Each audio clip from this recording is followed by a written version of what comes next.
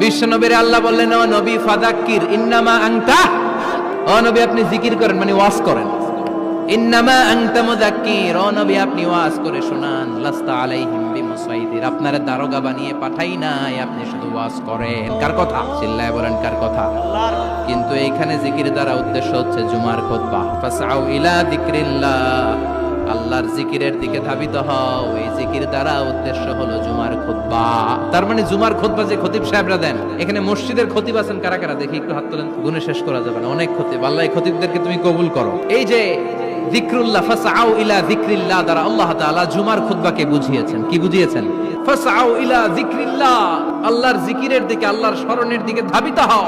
এটা দ্বারা উদ্দেশ্য হচ্ছে জুমার খুতবা। আল্লাহ বুঝাতে চাইলেন জুমার খুতবা যাতে মিস হয়ে না যায়। এজন্য জুমার খুতবারে যেন তেন মনে করবেন না, এটা ওয়াজিব। জুমার নামাজ যেমনি ওয়াজিব, জুমার খুতবা দেও। জুমার খুতবা ওয়াজিব। শোনাও।